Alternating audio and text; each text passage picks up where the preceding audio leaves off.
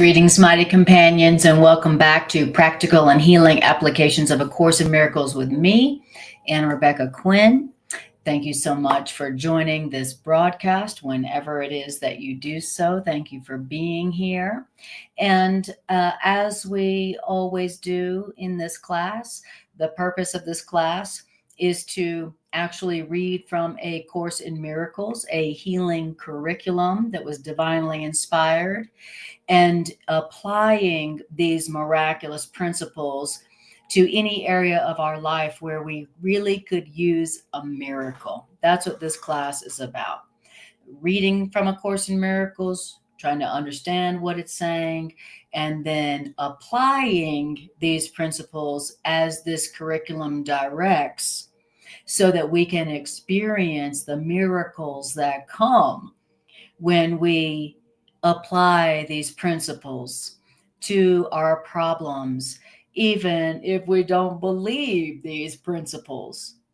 These principles in A Course in Miracles are true. And as truth, it doesn't matter whether you believe the principles or not, because they're true. Because they're true, it doesn't matter if you believe these principles, but because they're true, when you apply these principles and use them in place of what you had been doing before, the result is miracles. The result is peace and joy and abundance and healing and release and freedom where there was imprisonment and pain. So that's what we do. And I see here that I am frozen on my screen. I wonder if I'm frozen too. Hi, Trisha. Hi, honey. Is my screen frozen to you?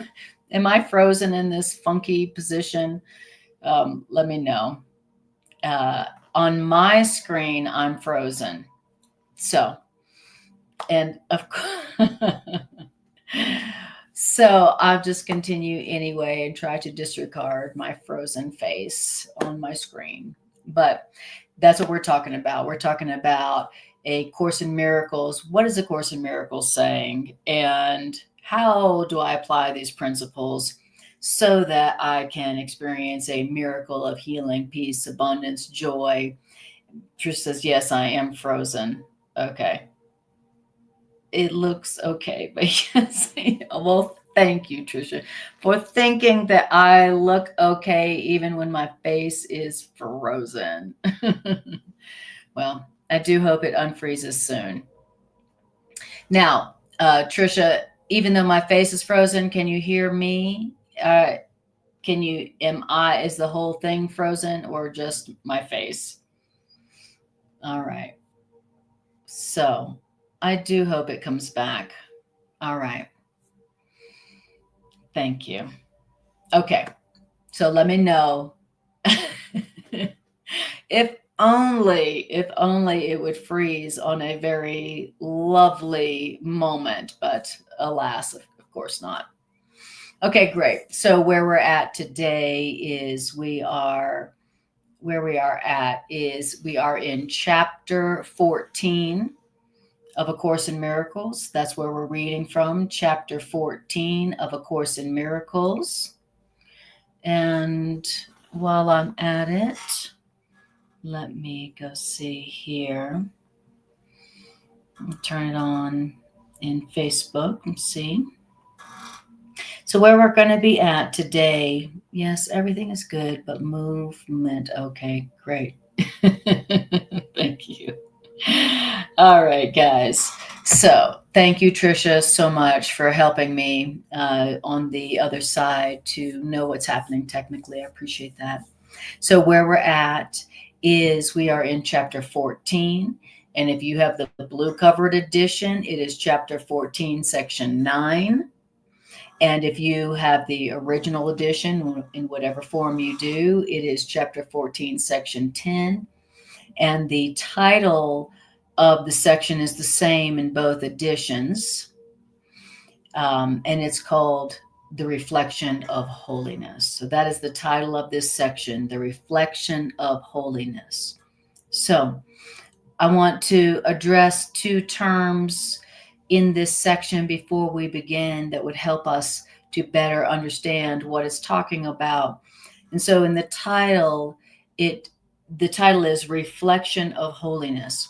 I would like to give you a few definitions of holiness that A Course in Miracles gives for holiness so that you can understand what holiness really means. Personally, I really didn't like the term holiness in A Course in Miracles because it sounded like something that from my past association with the word holiness was a purity that I will never have, and holiness also not being myself, and definitely the term holiness was associated with sacrifice. So if you were holy, then you were definitely sacrificing what makes you happy. And if you were holy, you were definitely achieving something that most people could not achieve, not for you. But the Course in Miracles defines holiness to be your innocence, your essential, eternal, changeless innocence, purity as a child of God that can never be sullied. That's how A Course in Miracles refers to us. I know it's hard to imagine that something would be thinking of you and referring to you as holy, but it does. It says that the truth about every child of God, everything that lives, is that it is holy, which means that it is guiltless, it is sinless, and not just if it follows the rules, but that's how it was created, and that is how it remains. That is how you remain. Your essential truth is that you are holy. That's what A Course in Miracles tells us. Hard to believe, I know, but that is what A Course in Miracles is teaching us about ourselves. That is so different than the way we see ourselves. Do you see yourself as holy?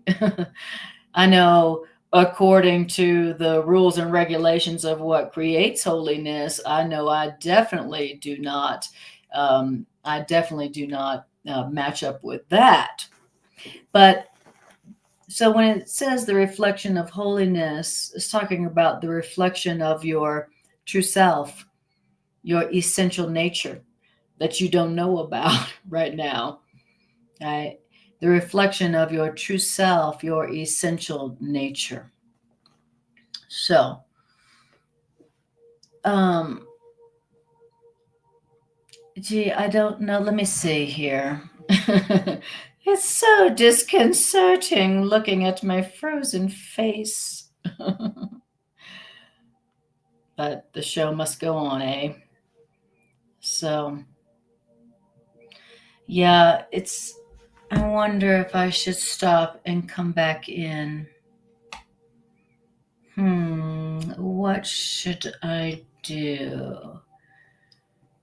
Okay. I don't see myself anywhere.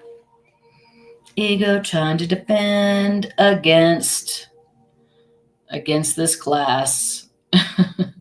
What a surprise.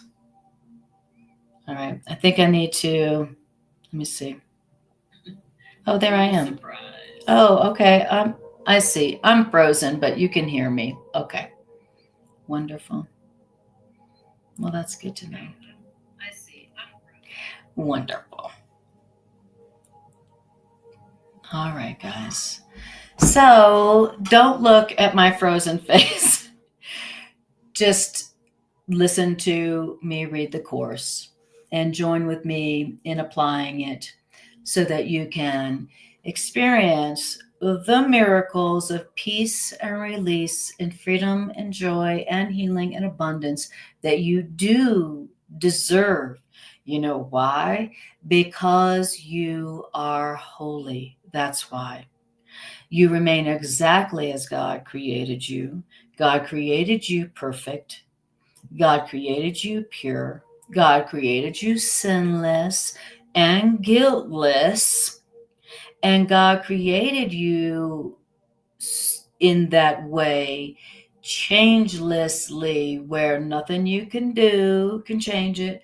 Nothing anybody thinks about you can change it.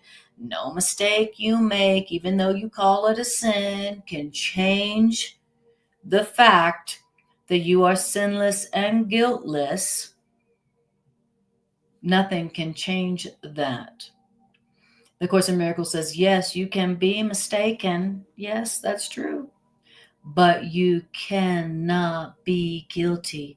You cannot be sinful. In other words, you can't make yourself something that you're not. You can't make yourself sinful. You can't make yourself guilty. You can't make yourself mortal. You can't make yourself not eternal. Now, you can have a dream that your creation is up to you and you are whatever you think you are, whatever you learned you are, but that will always be just a dream. Just a dream. And when you accept the truth about yourself, even though it doesn't seem like it and you don't believe it, that is when you will perceive it. All right. So that is what we are talking about. And again, we are in chapter 14, section 9.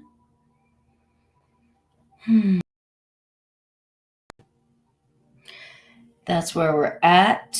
And the title of the section is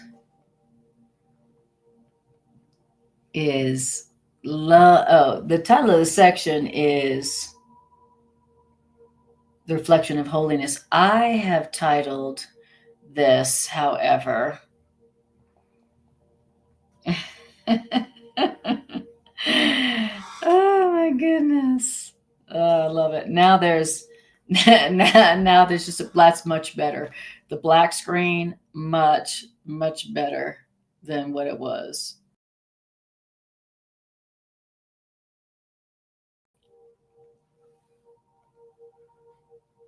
All right, guys, I'm gonna release. It's so much better than having a black screen. All right. That was the first term that I wanted to go over with you. The title is The Reflection of Holiness, and I wanted to talk to you about what the Course in Miracles said about what holiness is and tell you about the real definition of holiness, which is what you are, which we don't believe about ourselves, and then fancy that. Then the screen went black. What a shocker. Here we go.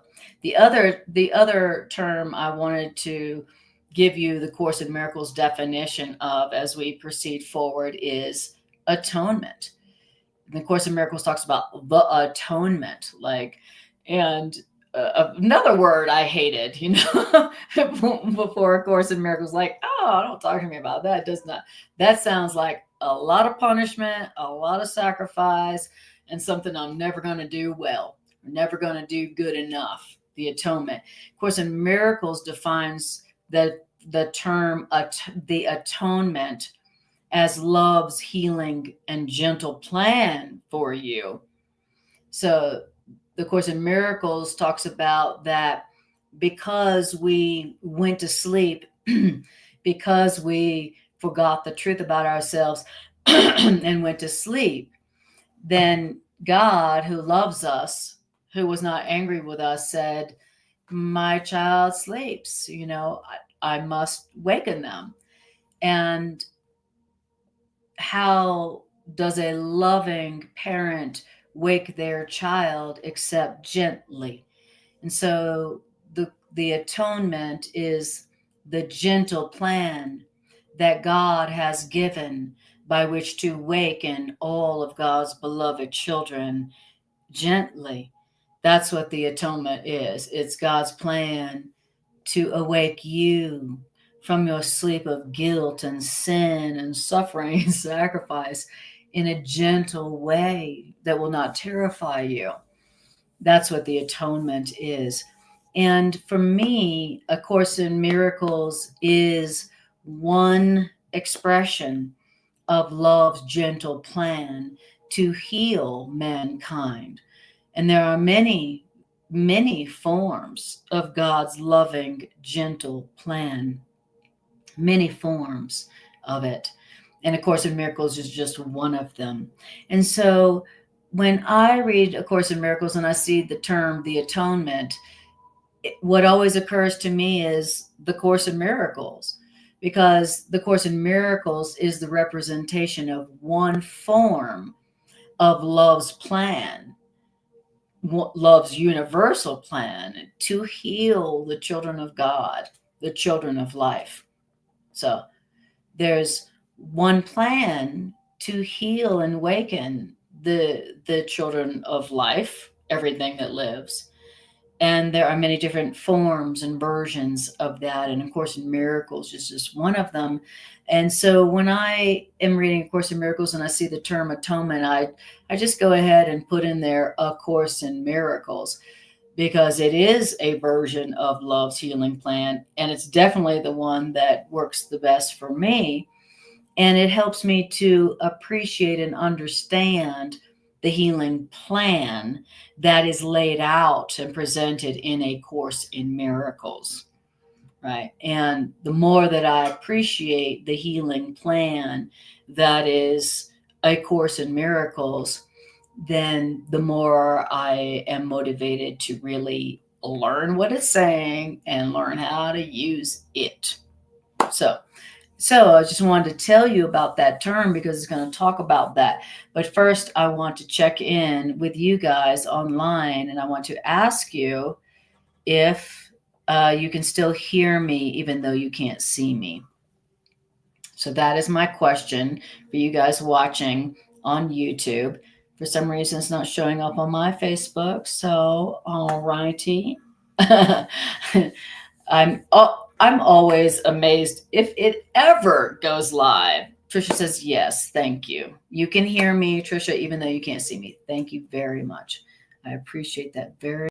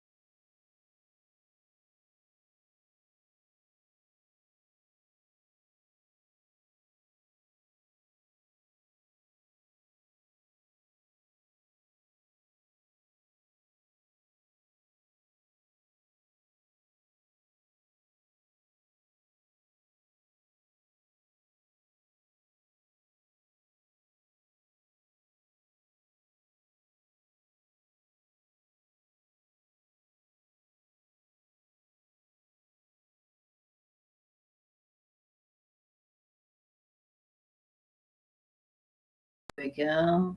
And there we go. Oh, look, hi. Did you miss my face? I didn't. All right, guys. Let me know if you can see me and hear me still okay. All right. Apparently, uh, apparently, apparently, I needed to not see my own face just to talk to you about bringing the ego to God. All right. Did y'all hear what I said? Did you hear what I said about the whole purpose of our higher self is to bring our ego to God? Did you hear that part about that's what we're supposed to be doing when we perceive our ego, when we become aware that we're in our ego? The ego must we must be listening to our ego because we don't like the way we're feeling. When we notice that, the task here is to bring our ego to God. Okay, did you guys hear that part? We didn't hear it. Okay, great, thank you. All right, so thank you. Thank you, guys. You're helping me so much. Oh my God, I would hate to have to do this by myself. Thank you. All right. So it says the Course in Miracles, love's gentle healing plan for you. Here's what love's healing plan for you is. Love's healing plan for you is to help you to identify when you are listening to your ego, believing your ego, giving your power away to your ego, uh, uh, letting yourself be guided by your ego, recognizing that that's what's going on because you don't like the way you feel, and then giving your ego to God, going, God, here you go. Here's my ego. That's the whole purpose of this curriculum, A Course in Miracles. It's also the purpose of your higher self. So that's what A Course in Miracles is going to be helping you to do. You're recognizing your ego and bringing it to God. Why? Because that is how your ego is corrected. Your ego is a mistake about who and what you are. That's what your ego is. Your ego is what you learned about yourself from people who didn't know the truth about yourself because they didn't know the truth about themselves. That's what your ego is. And this is a curriculum, the healing curriculum that A Course in Miracles is outlining is a curriculum where you learn to identify your illusory self, your self-concept that you learned about yourself that is unloving and unlovable and weak and frail and mortal and physical, and bringing that self-concept and comparing it to the truth about who you really are as created by love, which is God, your source. That's what this curriculum is about. Now, then it says, so don't keep your ego that you have made from God. Don't keep your ego from God. Don't hide your ego from God. Don't keep your ego from God. Don't pretend, I don't have an ego. I'm perfect. I love everybody all the time. I'm happy all the time. Don't keep your ego from God. Don't hide your unloving thoughts from God. Why? Because hiding your ego from God has cost you the knowledge of God. And not just God, but also you. That is the cost of hiding your ego from God. You're not going to know God and God's power to go, oh, that's nothing, my child. Poof.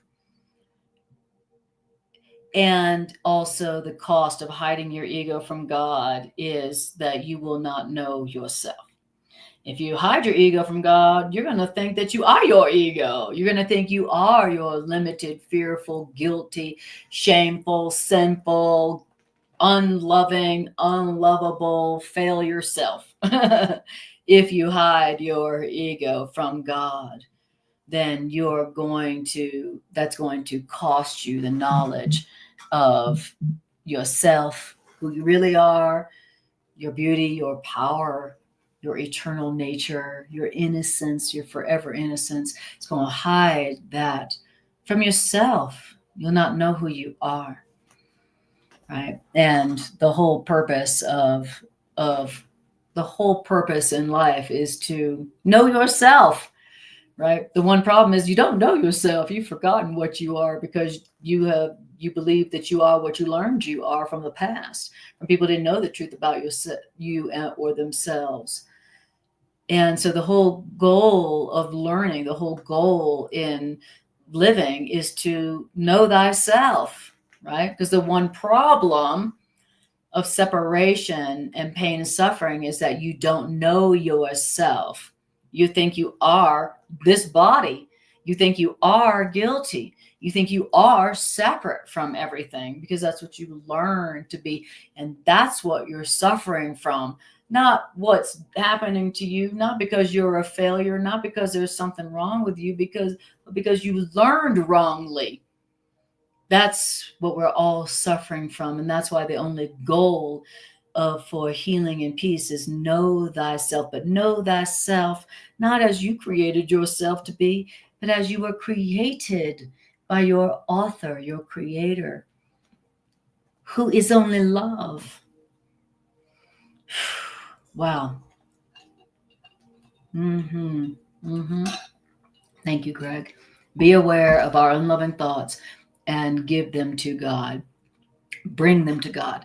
Now, when as you bring your ego to God, I just want you to know that your ego will be screaming and throwing a tantrum, just like your children do sometimes when you're bringing them to bed and they're exhausted, but yet they're still fighting against what they really want and need, which is to sleep. Right? As you're bringing your ego to God, it will be throwing a tantrum. It will be screaming, right? No, I just want you to know that. No ego, it will be happy when you're bringing it to God. It'll be like, nah. So, so don't be expecting your ego to be happy about you bringing your ego to God. Your ego is going to be kicking and screaming and throwing a tantrum and calling you all kinds of names. So just be ready for that and just look at your ego like a little tired child, who's too tired to remember what they really want, which is to rest in God, in truth. So now, if you're hiding your ego from God, then you are going to not know God and God's wholly loving, wholly, completely, only loving nature. You won't know how God only loves you. And you also won't know yourself, your essential innocence, regardless of whatever mistakes that you've made. You won't know any of that if you don't bring your ego to God.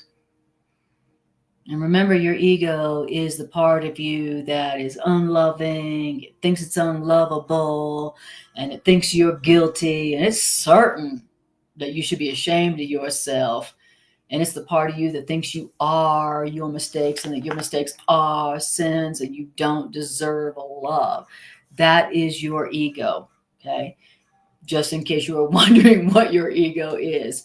It's your self-concept that you learned from the past that is unloving and unlovable. It's not you. But until you bring it to God, you'll never know that it's not you. And you'll never know that your creator couldn't possibly be angry with you. You'll never know that your creator only loves you, and sees you as only innocent and guiltless, no matter what you think you've done. Now, then it says, now the knowledge of who and what you really are, that you can't know unless you bring your ego to God. That knowledge of who and what you really are, guiltless, sinless, forever, well, that knowledge is safe. You don't have to, that knowledge is safe. Nothing threatening that truth. What you really are, the knowledge of who and what you really are is totally safe.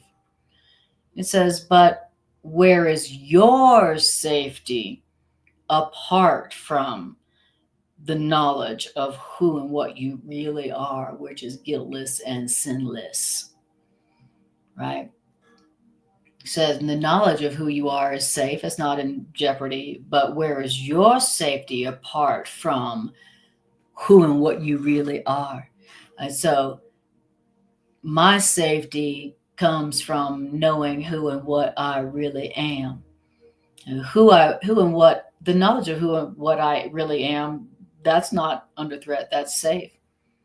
But whereas my safety, apart from knowing my true guiltlessness, my true and essential eternal sinlessness and guiltlessness.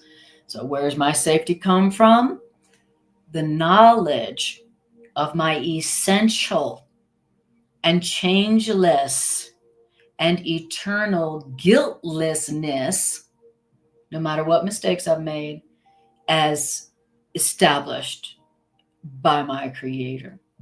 So I'm always, my ears are always open to hearing about what is real safety. How do I experience real safety? I've always wanted to experience that in this world. This world, as seen through my ego, seems everything but safe for real. And the purpose of the world was not originally to assure the safety of all the creations of God.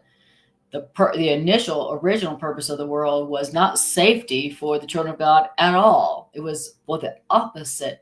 Of course, Miracle says that this world is a picture of the fantasy of the crucifixion of God's creations. So the original purpose of this world was not our safety, right? And so, but we do remain safe as we were created by God. Nothing can threaten who and what we are and how we were created by God, which is invulnerable and guiltless. So my safety comes only from knowing who and what I truly am as created by my source, Creator, God. That's where my only real safety, and the only real safety is in knowing that I am safe. My only real safety is in knowing that who and what I am is eternally safe. Who and what I am is eternally invulnerable to the ego and whatever it's up to, whatever it tries to do. And there's only one thing the ego is trying to do, and that is to kill the children of God. That's it. Why? Because the ego's ultimate goal is to kill God so that the ego can be God. So the ego's only one purpose is to kill who and what we really are. But who and what we really are can't be killed. It can't be attacked. It can't be made guilty or shameful. And so the only safety from what our ego wants to do to us is in the recognition that we cannot be killed. We cannot be made guilty. We cannot be corrupted. We cannot be, we cannot be guilty. That's the only safety from what the ego wants to do to us. So I love hearing that. The knowledge of who and what you are is safe. There's no threat to that. But where is your safety apart from the knowledge of who and what you are? Okay. Now, the making of time to take the place of timelessness lay in the decision to be not as you are. So when the decision was made to be not as you are, then here comes time where things seem to end and begin and end. Only in time do things seem to begin and then end in death, right? So that's a great description for the original detour into fear or separation or fall, from grace, that we have all those terms for the separation, when mankind fell from grace. In the Bible, it's referred to as being expelled from the garden, and as if God's kicked us out. But of course, in Miracles tells us that we were never kicked out of heaven. At some point, we had this tiny mad idea to decide to be what we're not. Like, oh, let's see, I'm one, and I have no needs and no wants, and I'm one with God and all of creation forever, and no needs and no wants, and only joy and love forever. Boring. I think I'm going to make a decision to be what I am not. And so if I'm going to make a decision to be what I'm not, the only thing that I can experience is lack, death, time, separation, fear.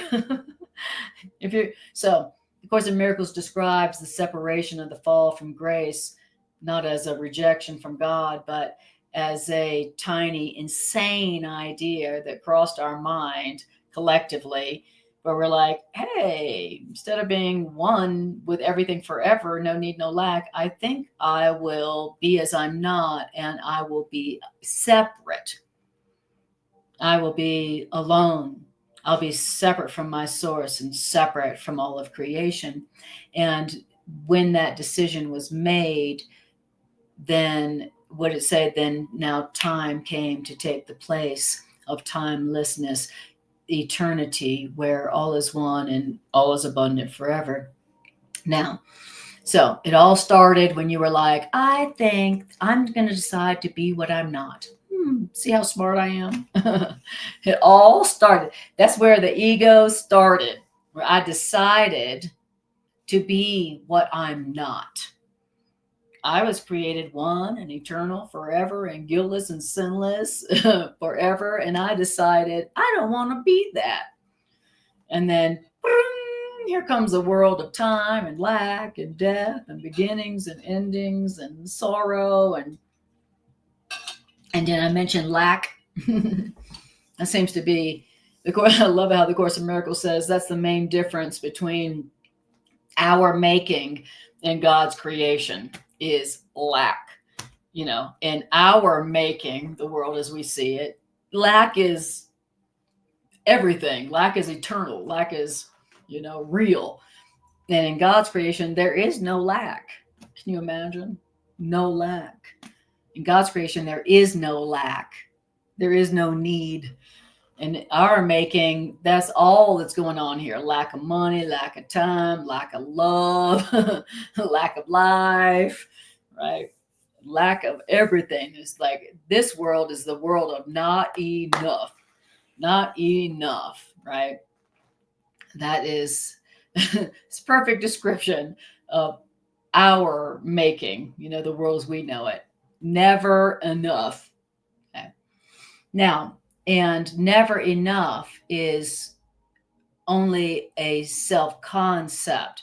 The truth about us is that there's always more than enough for everybody, always. That's the reality of creation as created and established by our Creator. Right? Our making is never enough. And if you want to get some, you got to take it from somebody else. All right. Great comparisons between our makings and what our Creator has established as reality for everybody forever.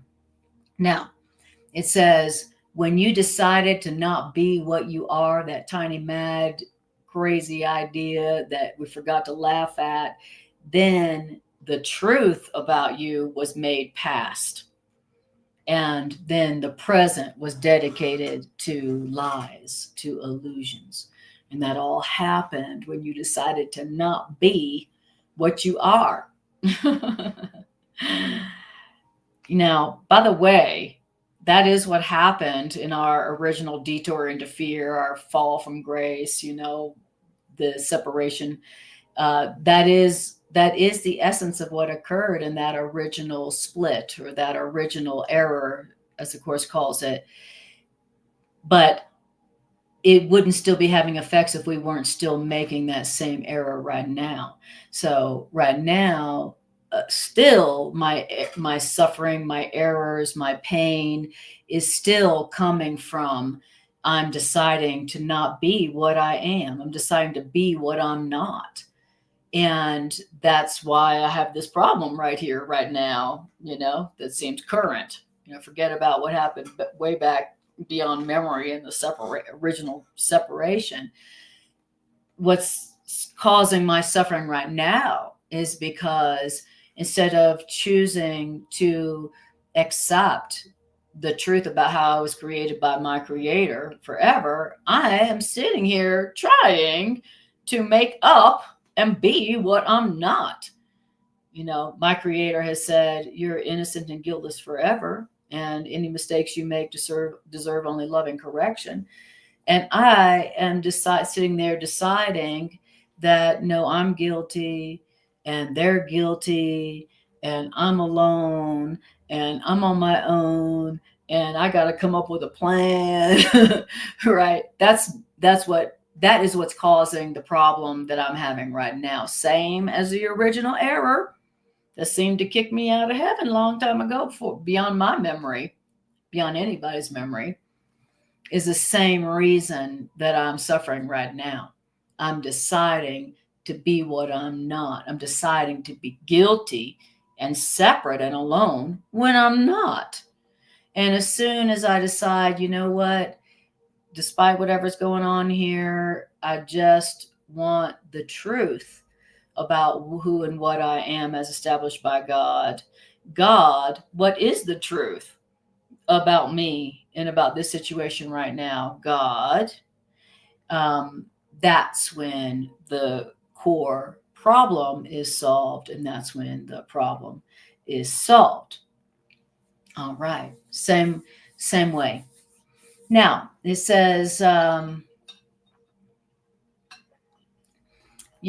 when I originally decided to be what I am not, then what happened is also the past too was changed, which means interposed between what always was and now. Now, that's what happened. When you decide to be what you're not, now here comes the past, and it is standing in between what you always were and now. Now, it wants to tell us something about the past. Okay. I want to tell you something about the past that I'm interposing between me and what I am now and what I've always been. It's like, well, I can't be guiltless and sinless and perfect now because look at my past. Now, since I've decided to be what I'm not, now here's this past that's interposed between me and now, and letting me know that I can never be what I am, which is guiltless and sinless and perfect now, because here's my past. Now the past demonstrates and proves that you definitely cannot be perfect now. Now, the past that you remember never was. The past that you're using to prove that you can't be perfect and guiltless and deserving right now, that past we're talking about, the one that you're like, I can't be happy right now because look at my past. Okay, that past that you're using as a justification to prove to you why you can't be happy and perfect and free right now, that past, the one, it never was. It never was. Wait a minute. The past that to me is the proof that I can't be happy right now? You're saying the past as I remember it never was. The past that I'm using to prove to me that I can't ever be happy, especially not now. You're saying that past never was. That's right. The past that you remember never was. Wait a minute. Yes, it is. I was there. What do you mean the past as I remember it never happened like that? What do you know? I was there. The past that you remember never was. Oh, okay. Well then what was there? What was it if the past that I remember never was? What was that past? That past was just the denial, your denial of what always was. That's all it was. That's really deep.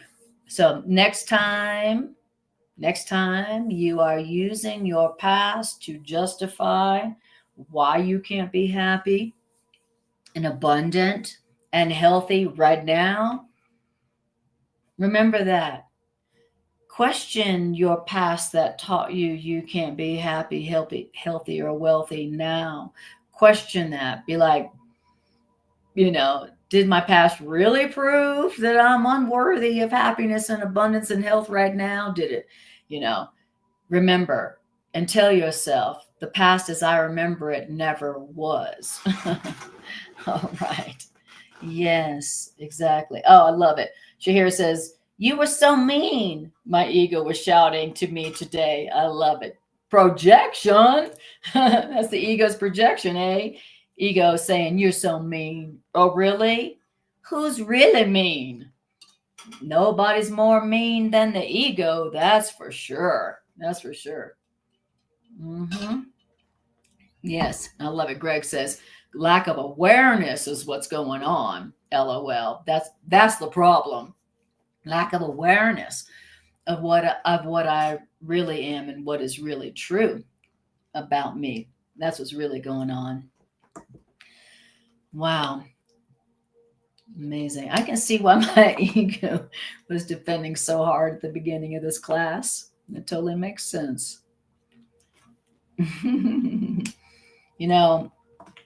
I'd be scared too if I was my ego. I really would. But I'm still going to bring you to God, you mean little ego. All right. Now, that was only one paragraph. I can't even believe it. Wow. All right. So now we're in paragraph number 2, if you're in the original edition. And it says, bringing your ego to God is but to bring your errors to truth. Truth, where your errors stand corrected, because it is the opposite of what it meets. In other words, your ego and your errors are undone because the contradiction can no longer stand.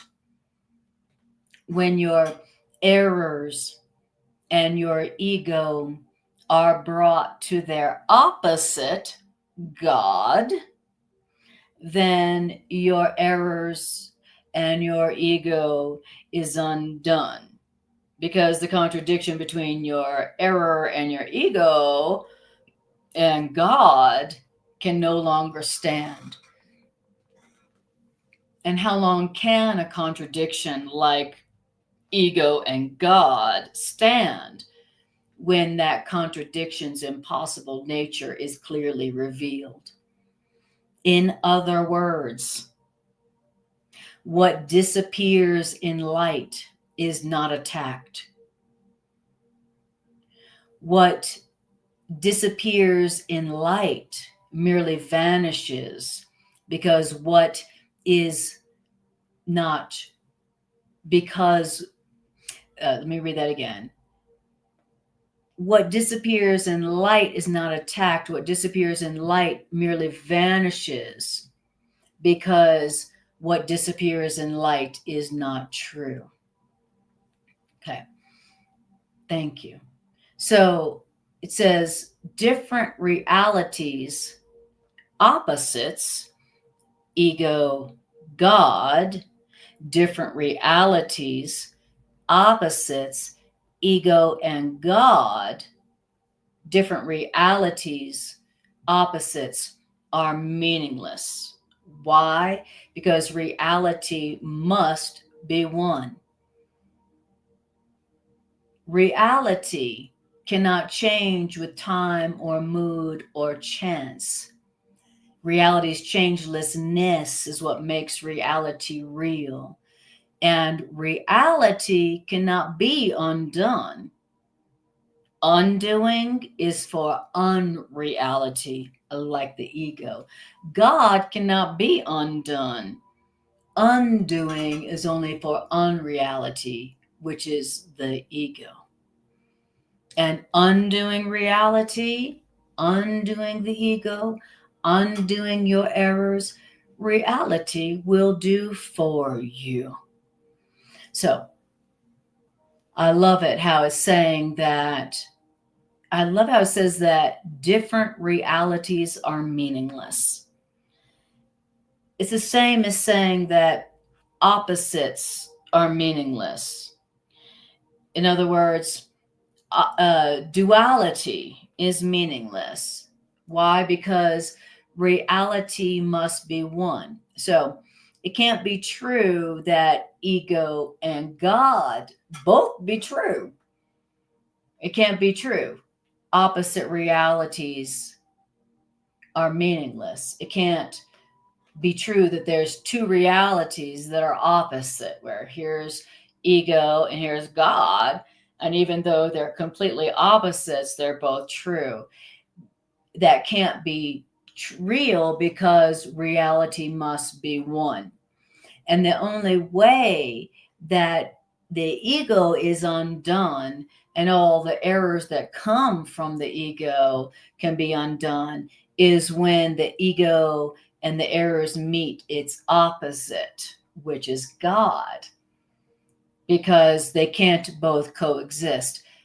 God and ego can't coexist, which means that where ego is brought to God, then the illusion disappears in exactly the same way that the darkness disappears in a room when you flick on the light switch. Okay, the darkness that was in that room cannot coexist at the same time with the light that is switched on in that room. And so that's what it's saying. And that's why the undoing of the ego and the undoing of all the errors that come from the ego is only undone when it is brought to its opposite. So when the ego is brought to its opposite, God, when the errors are brought to its opposite, God, then the ego and the errors disappear. Just like the darkness in this room disappears when I flick on that light switch. Now, when I flicked on that light switch, did the light attack the darkness and make it go away? No, when I flicked on the light switch in that room, the darkness just automatically disappeared. I didn't have to beat up the darkness. I didn't have to tell the darkness it wasn't real. I didn't have to attack the darkness. All I did was flick on the light, which automatically makes the darkness disappear. And that's how the ego and all the mistakes that come from our egos, that's how it disappears. Whew, I love it. So that whole thing about non-duality and opposites can't really coexist. I love the phrase here, different realities are meaningless. You know, duality says that both light and dark are real and coexist. Course in Miracles says that no, there's only one reality, and that is the reality of light. No, the experience of darkness, that's not an equal reality, right? That light and darkness are not both equal realities where they're both true. That's duality.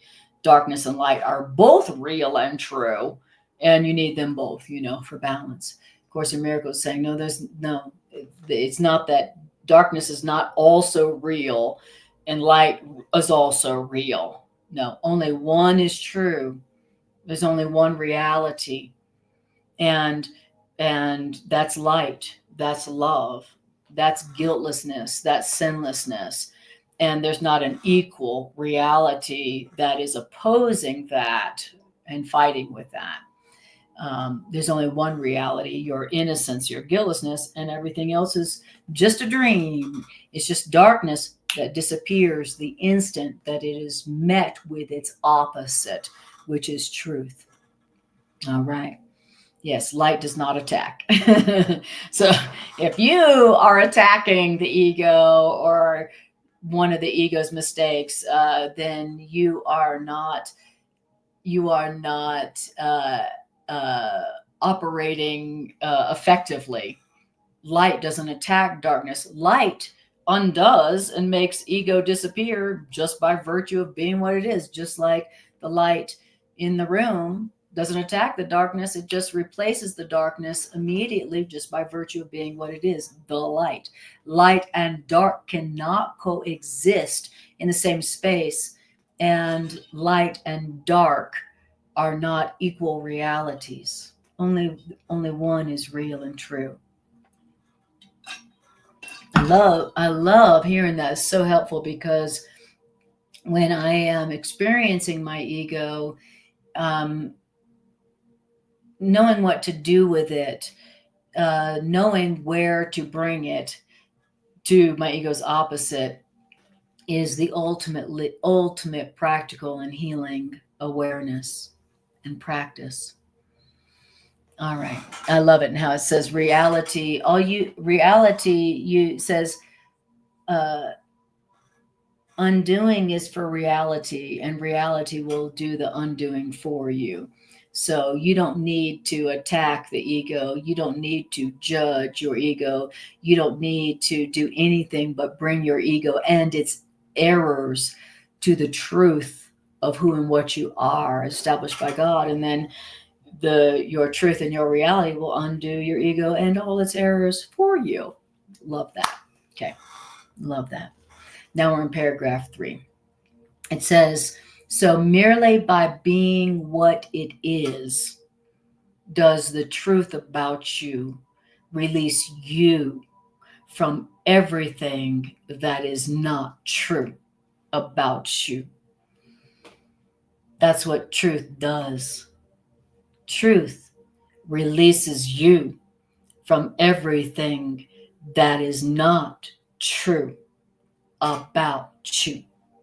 So that's what this healing program, that's what the atonement, that's what Love's healing plan for you is. It's a plan by which you listen to the truth about you, the guiltless, sinless truth about you that releases you from everything that's not true about you.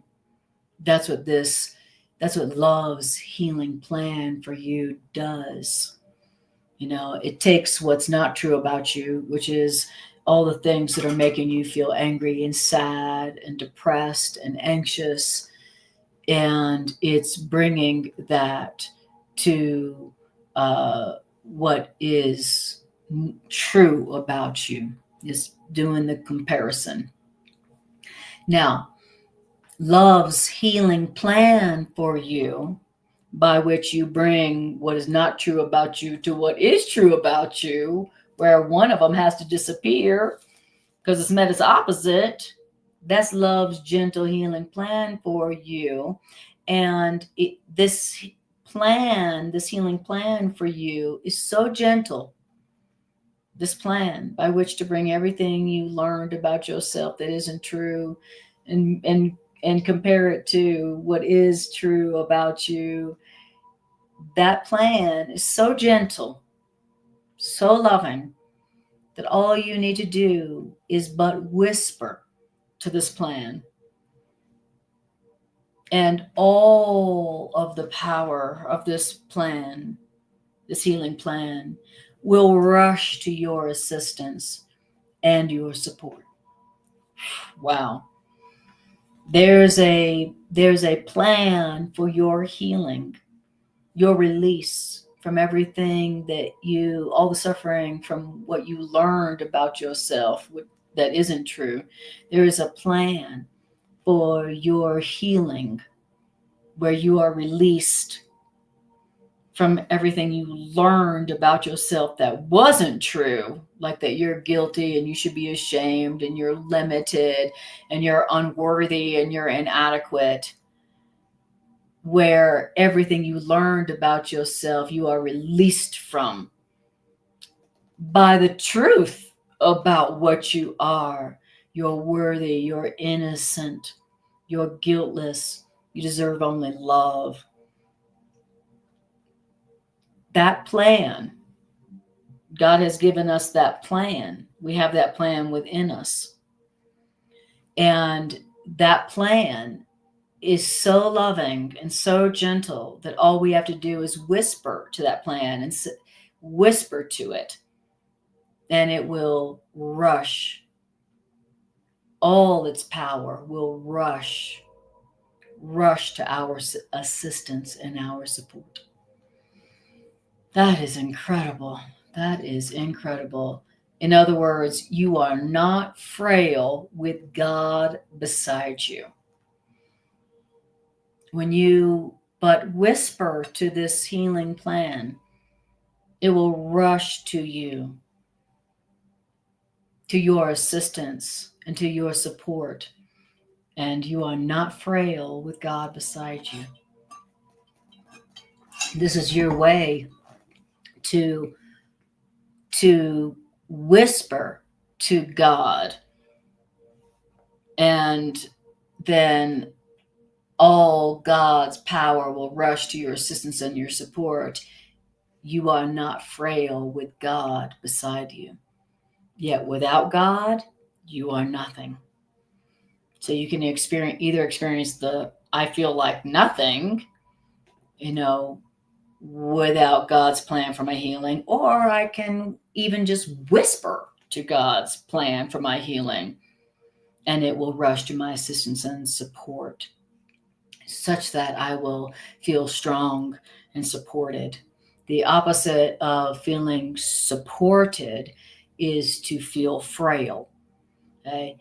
When you are trying to do it by yourself, when you are trying to be what you are not, when you are trying to be what you learned you were, what you learned you're supposed to be, you will experience yourself. That's you trying to do it without God, and you will experience yourself as frail. But when you call to God's loving, gentle plan for your healing, for your release from the past, then you will experience a profound rush of love's assistance and support rushing to you. All right. Now, it says, so love's gentle healing plan for you offers you God. So that's what love's gentle plan for you is offering you, God. Let me reintroduce you to God. That's what A Course in Miracles, as an expression of love's plan, is offering to you, God. You forgot your source. You forgot your creator, who created you guiltless forever, who created you eternal, who created you sinless and guiltless forever. The Course in Miracles, love's healing and gentle plan for you, offers you God. Now, this gift of God, this is a gift that you refused. I don't need that. I don't want that. And this gift that A Course in Miracles is offering you in God this gift is held by God in you. So God's gift to you is being held by God in you. It's like you're like, oh, I don't need God. All I need is what I learned about myself that has made me incredibly unhappy. Okay. God, the Spirit has offered us this healing plan, has offered us God, but we don't need that. We've refused that. And God was not offended like we would be. And God was like, that's all right. I'm going to hold my gift for you, and I'm going to hold it for you in you, inside your mind. Okay. So no worries. It'll just be here waiting for you. God has offered us the God's Spirit in us has offered us God. We refused that gift. And God said, that's fine. I'll hold this for you, inside you, within you. Now, and it says, and God's gift to you is being held for you, within you. And the one who's holding God's gift for you, in you, is what A Course in Miracles calls the Holy Spirit, your higher self, your loving right mind.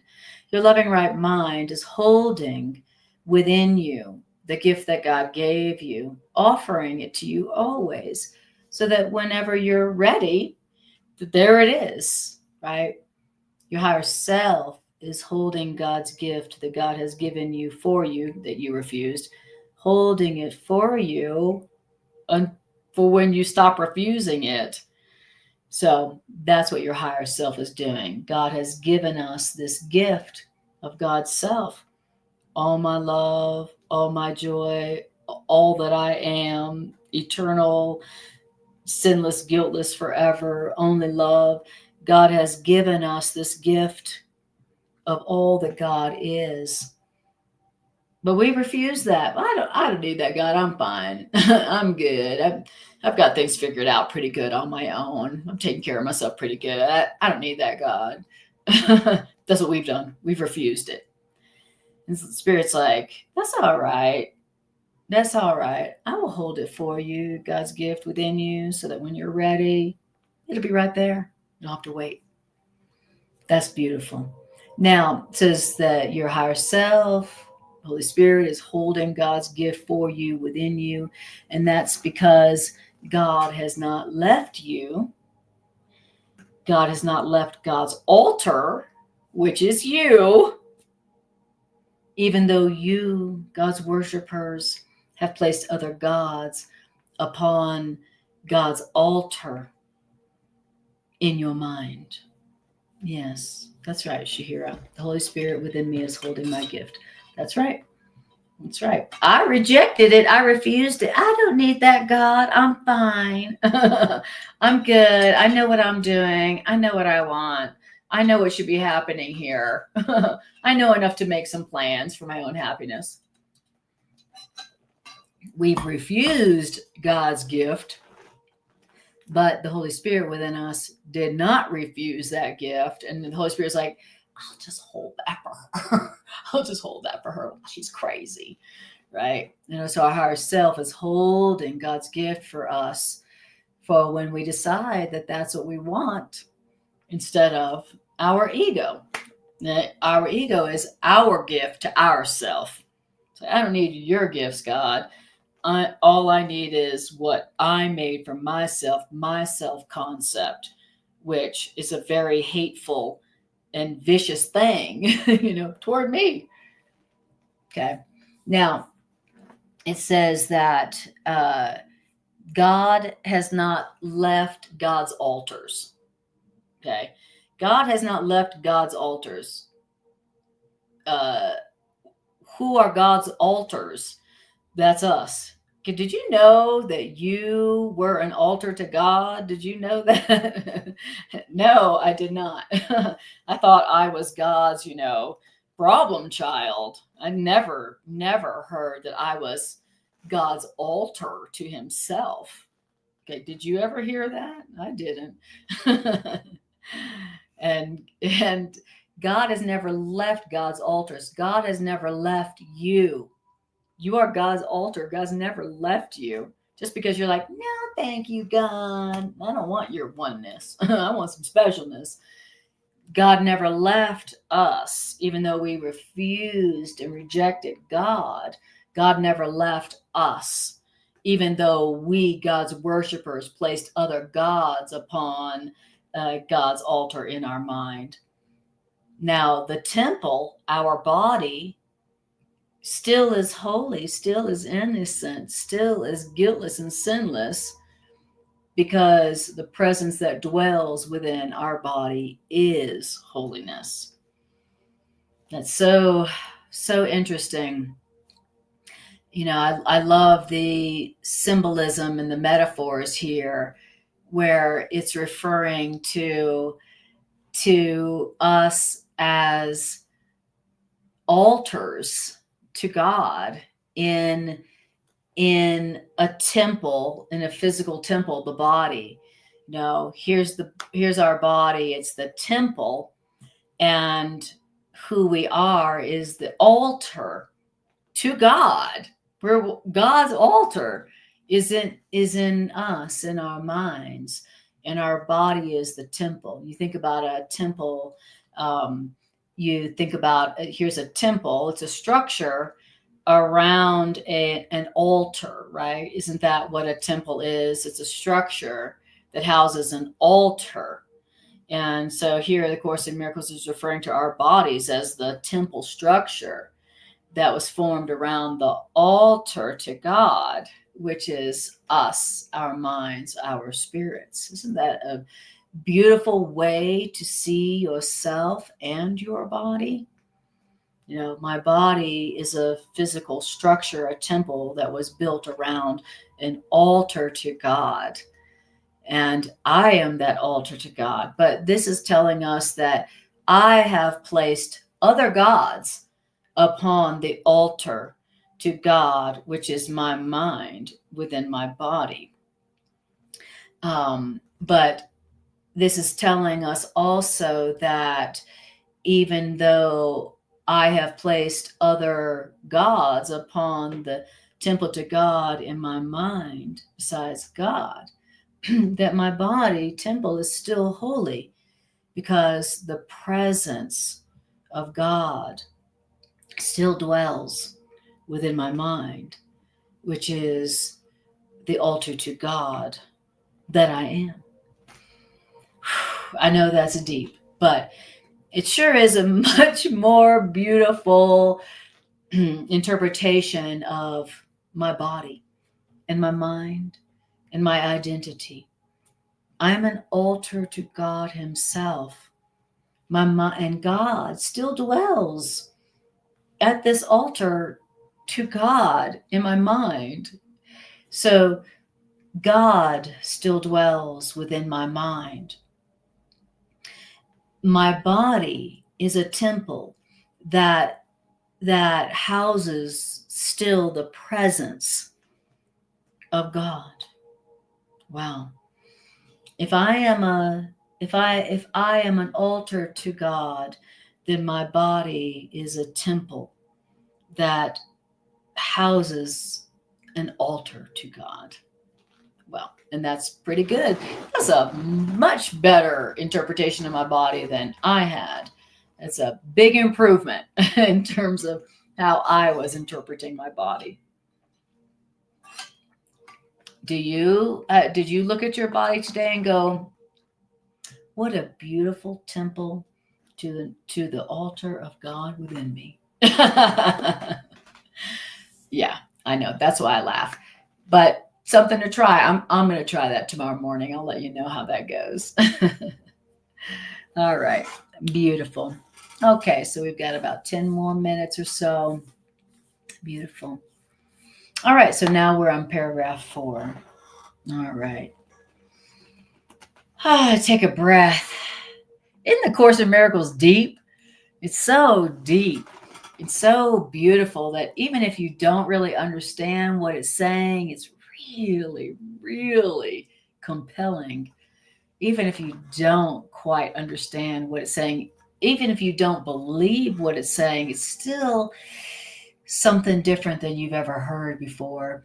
And even if you don't understand what it's saying, and even if you don't believe what it's saying, is still light years more loving than what we have learned about ourselves, So even if I don't understand it or can't believe it yet, it sure is a hell of a lot more loving and peaceful and comforting than anything that I had learned about myself or anything I had been currently telling myself, about my value, about my power, about how loved I am, about how my creator feels about me. But I never heard that I am so holy that my creator dwells within me, that my creator lives within me. I never heard that about myself. I never heard that I was that holy, that my own creator, lives within me. Well, so even if I don't understand it, and even if I don't believe it, it's still so much more loving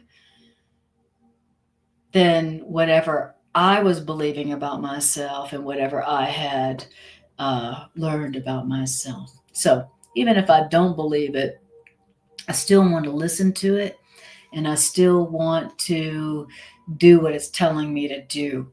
And if it's telling me to bring my ego to God and compare what my ego is telling me to what God, is telling me, then I'm going to do that the best I can, right?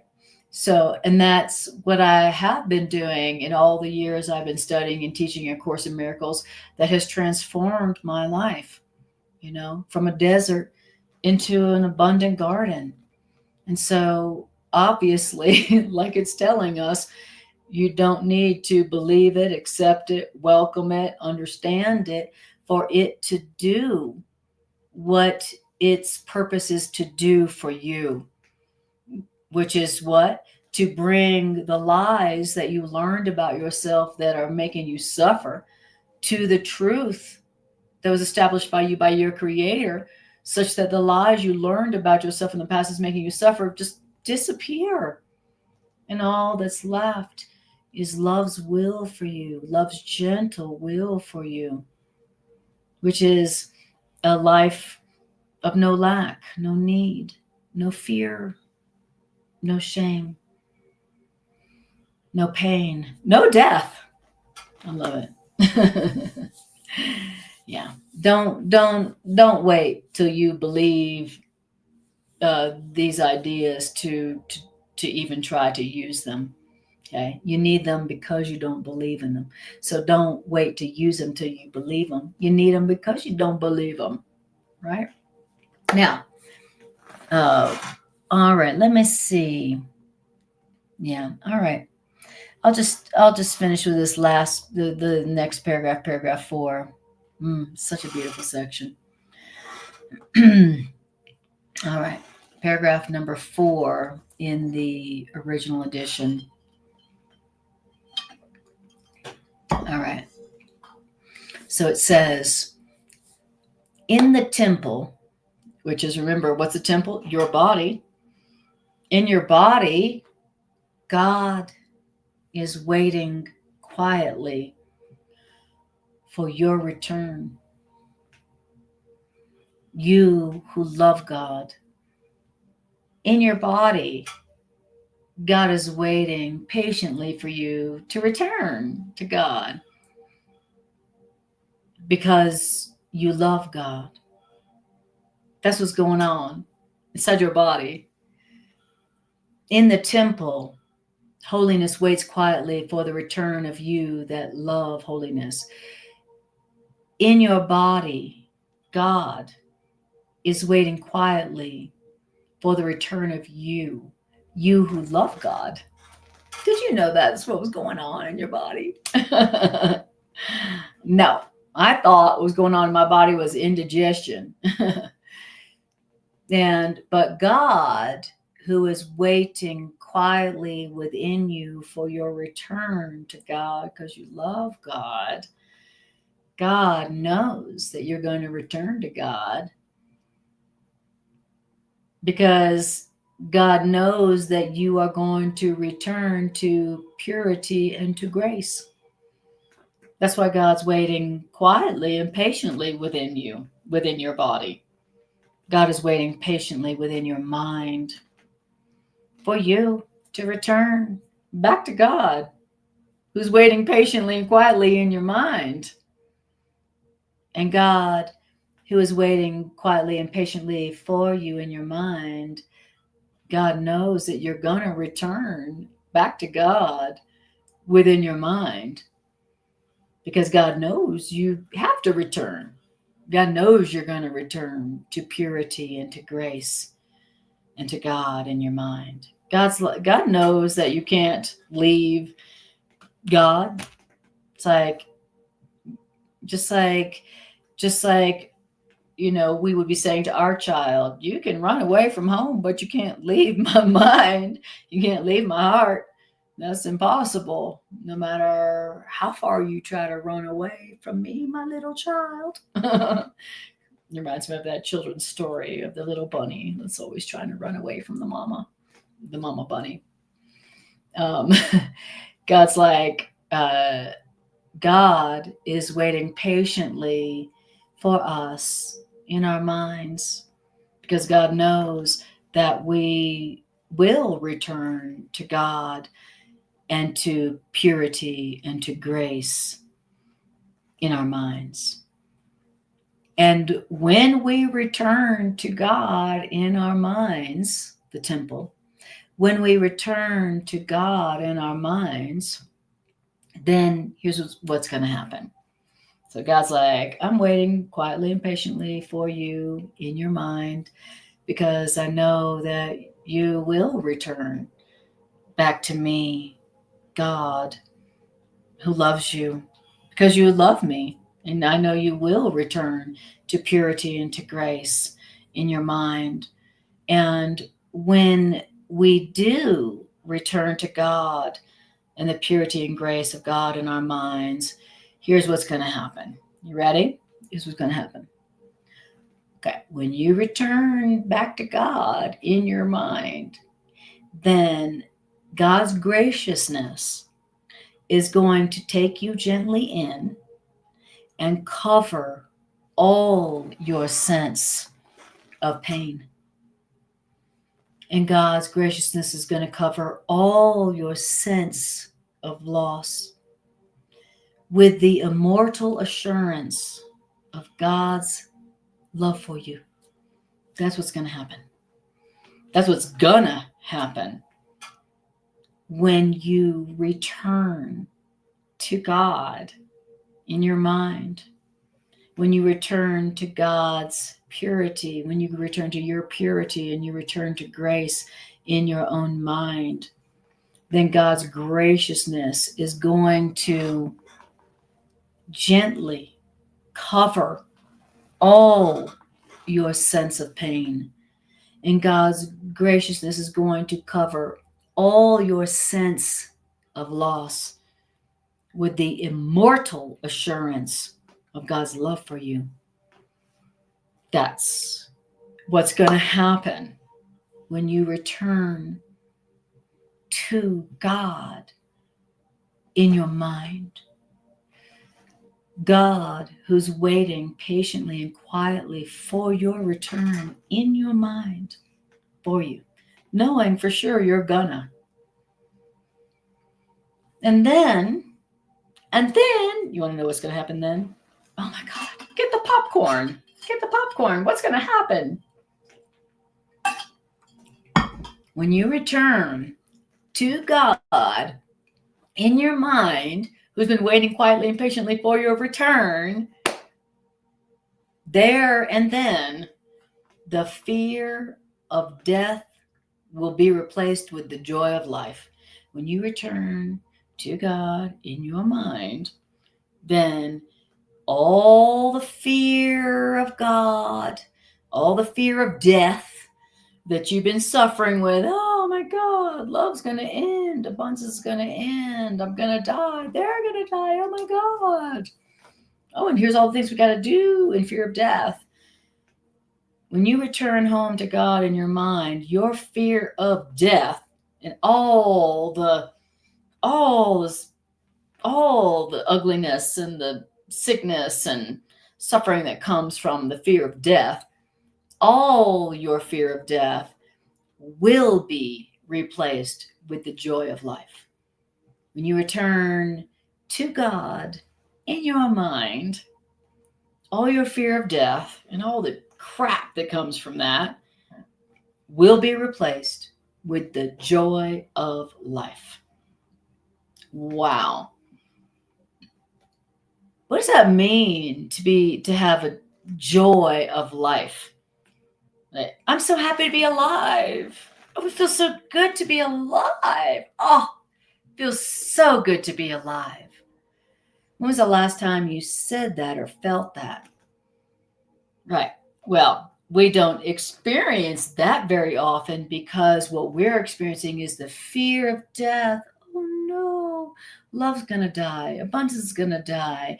They're going to die. I'm going to die. The body's going to die. This is going to end. We're so used to experiencing the fear of death that when was the last time we could say, man, I'm ecstatic about being alive. It feels so good to be alive. When was the last time you said that? Well, when you return to God, who loves you, who's immortally, eternally assuring you of God's love for you, when you return to God in your mind, all the fear of death is going to be replaced with the joy of life. And all you're going to be experiencing is the joy of living. Wow. That would be a big improvement. How are you doing today? I'm experiencing the joy of being alive. I can't remember the last time I was like, I am experiencing the joy of being alive. I love being alive. You know who it is that's like, I want to experience the joy of being alive. That's those on the verge of physical death. They're the ones who remember the value of that. So it says that when you have returned to God in your mind, and then the graciousness of God takes you gently in and covers all your sense of pain and loss with the immortal assurance of God's love for you. There and then will your fear of death be replaced with the joy of life. Because God is life. And you live in life. God is life. And you live in God, which means you live in life. You live in life. You don't live in death, by the way. You do not have your address, your home address is not in death. You live in life. You live in God. You don't die. You don't ever die. You don't live in death. You live in life because you live in God. You don't die. You don't live in death. You don't have an address or a residence in death. God, because God is life and you abide in life. Life is as holy as the holiness by which life was created. Life is holy. You live in life, and life is holy, and life is joyous. Life is joyous because life is God. And life is holy, and life is joyous. And when you are experiencing life, which is only in God, which is only joyous, then what happens to your fear of death? And then what happens to all the sorrow that comes from fear of death? Our great psychologists have told us, psychiatrists, psychologists, have often said that the core human emotion is fear of death. And, you know, that is the opposite of joy of life. You can't experience the joy of life while you're fearing death. And joy in life is the only reality. The fear of death is an illusion. When you're fearing death, you are experiencing an illusion. When you're experiencing the joy of life, you're experiencing reality. But you can't experience joy of life and fear of death at the same time. Now, wow, it just reminded me that I want to wake up every day and go, oh, I love being alive. Oh, I'm experiencing such joy in living. You know, I want to be able to say that, even though I know it'll freak people out if I said that. How are you doing today? I am experiencing such joy in being alive. And have them go, wonderful, wonderful, great. So, I love it. It says, life is as holy as the holiness by which life was created. The presence of holiness, the love of God, lives in everything that lives, because God created life, and God does not leave what God created happy and holy as itself. It's telling us the truth about life. You know, life is holy, life is happy, life is joyous, life is eternal, life is God. And so if you are experiencing something that is not happy, that is not eternal, that is not joyous, then you are not experiencing life, and you are not experiencing reality. You are not experiencing God. You are experiencing the so-called opposite of God. You know, there seems to be an opposite to life, right? Called death. But there is no opposite to life. Just like there's no opposite to God. There's only one reality. Different realities are impossible. And so either you're experiencing what you are, you're experiencing reality, either you're experiencing what is, or you're experiencing the opposite of that. You're experiencing what is not. And those are your two options. One is real and one is a fantasy. And when you're experiencing what's real, then joy is associated only with what is, who you are, what is so. And suffering is associated with what is not. So, you know, there are not two different realities. There is only one. And so if you're experiencing an opposite to life, love, joy, then you're not experiencing something real. You're experiencing something that is not. You know, you're experiencing a delusion, a fantasy, an illusion, right? And suffering is associated only with that. But if you are tired of experiencing the suffering, then that comes from deciding that you are as God created you instead of what you have made of yourself. You decide to be what you are as established and created by God. And that is how you turn on the light, which automatically makes the darkness disappear without attacking it. That's how you turn on the light. When you accept the truth of what you are, then you automatically have turned on the light within your own mind that makes the suffering and the pain, darkness, disappear just by virtue of being what it is. So you don't attack your ego, you don't attack your problems. They just automatically disappear when you turn on the light, which is the awareness of what you are. Okay. as established by God. All right, guys. So now we are a little bit after. So what I'm going to do now is I'm going to do a few minutes of an integration meditation. I'm going to take this time to tell you thank you for being here. Whew, thank you for being here.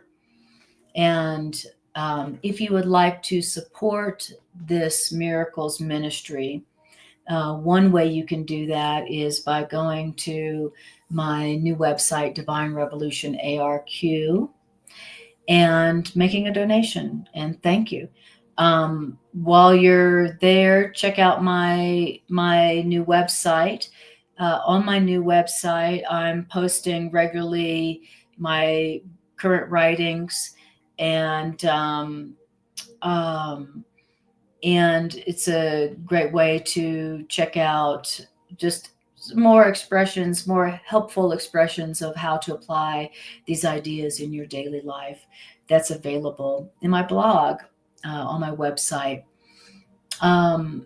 Also, if you are interested in my new book, this is a new book that I wrote, Declaration of Independence for the New Earth. It's available on Amazon. And this is this is Spirit's expression through me of A Course in Miracles ideas and applications to the healing and the awakening of humanity and the rebirthing of the new earth. So that's one of my deep passions in life, is taking my place as midwife of the new earth. And this is a book that was dedicated to that purpose. So if that's something that that seems inspiring to you, inspiration for taking your place among the midwives and the healers of the new earth, the bringers of the new earth, this is inspired by that purpose. And that's available on Amazon. Declaration of Independence for the New Earth by Anna Rebecca Quinn. Beautiful. All right. Appreciate you all so much. And so now we're going to do the integration meditation, where we just take these ideas and we use them, in whatever we've got going on in our lives. Let me turn this music up a little bit. Thank you all for being here. Thank you so much. I so appreciate your being here. Come on. Come on, music.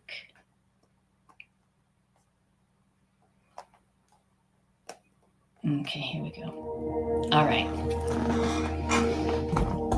right. So now we're going to do our integration meditation. So if you haven't already, I want you to close your eyes and take a breath and rest. And just tune in to how you feel right now.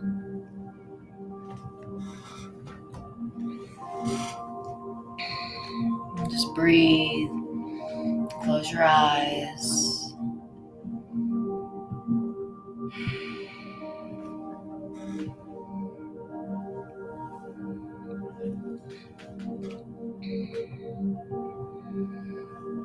All right. So let's practice what it's telling us to do. So I want you to bring to your awareness something that's happening within you right now that does not feel good. It feels scary. It feels shameful. It feels painful. It feels terrifying. It feels angry. It feels hurtful. I want you to bring that to your awareness wherever that is, bringing your darkness, your pain to your awareness, that we might bring it to the light. So look for where it is that you are experiencing darkness, that you are experiencing your ego. It's where you don't feel good. To It's where you don't feel happy. It's where you feel angry or hurt or sick or broke. And now we are going to do what this section guided us to do, the instructions. So I want you to say to yourself, this upset, this pain, this suffering is of my ego. This is where I have been listening to my ego. This is what my ego wants from me. And now I want you to bring your ego to God in your mind. God, here's my ego. My ego is angry. My ego is hurt. My ego is scared.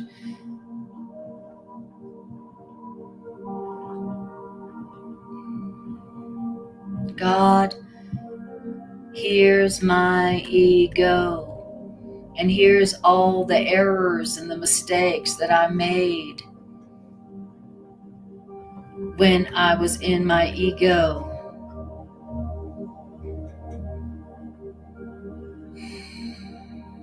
God, here's what my ego is telling me I am. Here is what my ego is telling me I deserve.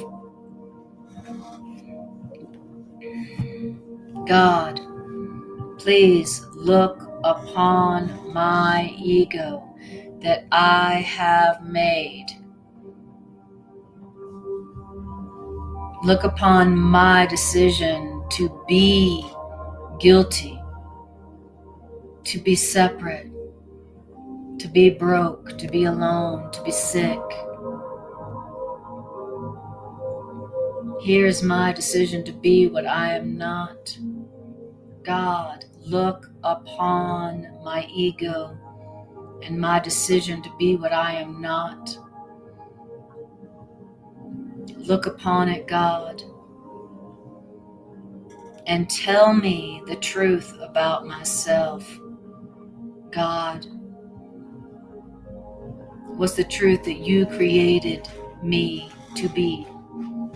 What's the truth about me, God? You're the one who created me. What did you create me to be, God? What am I really? Am I this hateful, vicious, mean, ugly, dying, decaying, lacking thing that my ego tells me that I am?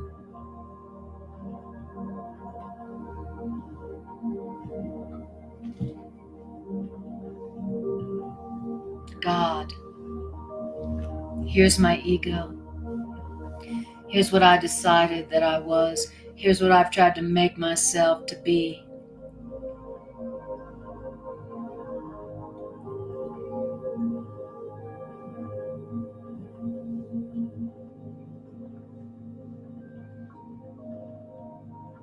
God, I return to you in my mind.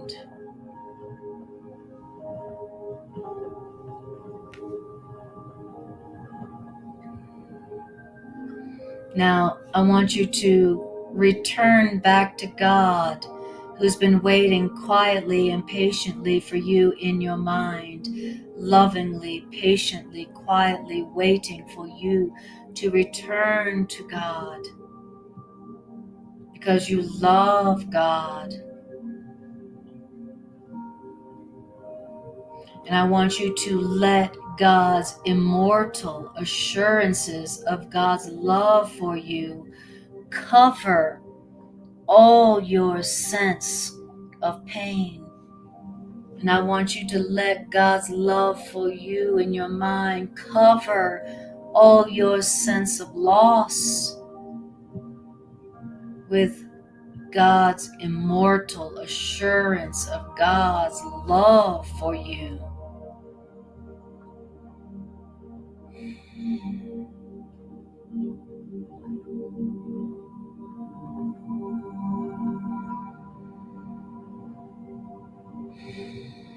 And breathe. Can you feel God's immortal assurance of God's love for you? It's been waiting for you quietly and patiently in your mind, covering all your sense of pain and loss.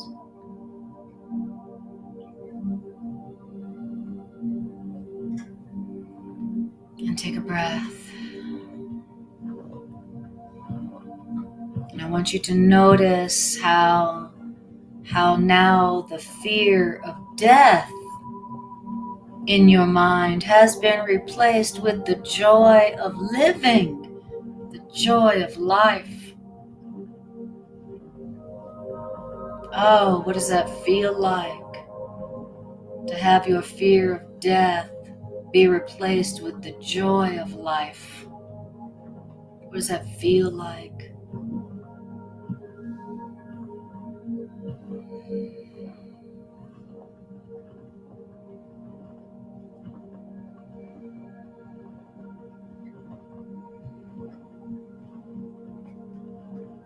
This is the gift that God is giving you within your mind that you have rejected, but God is still offering you still right now and forevermore until you accept God's gift of the joy of living, the joy of life. Because life is joy, and God is life, and life is joy, and God and life and joy live in you. You who are altered to God, God itself.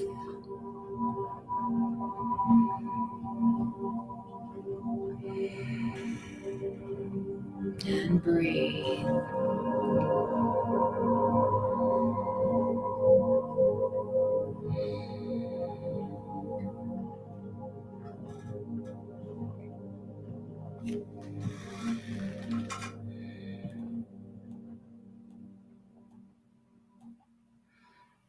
Beautiful, guys. That's awesome. Thank you guys for watching. And if you feel so inspired to support this message going out into the world, hit like, share, and subscribe. Or if you're watching on Facebook, share it on your live stream. This lets the YouTube and Facebook algorithm know that this content is valuable, and it pushes it out to more folks in the world. And what does the world need more than this? What do you need more than this truth about yourself, which is the light, which just by being itself makes your darkness disappear? I appreciate you all more than I can say. Thank you for being here and watching and liking and sharing and subscribing. And thank you for donating. And thank you for checking out my website. I just appreciate you all more than I can say. You are the light of the world. You are. And the world needs you. I thank you for you, and the world thanks you. And I will see you next time I see you.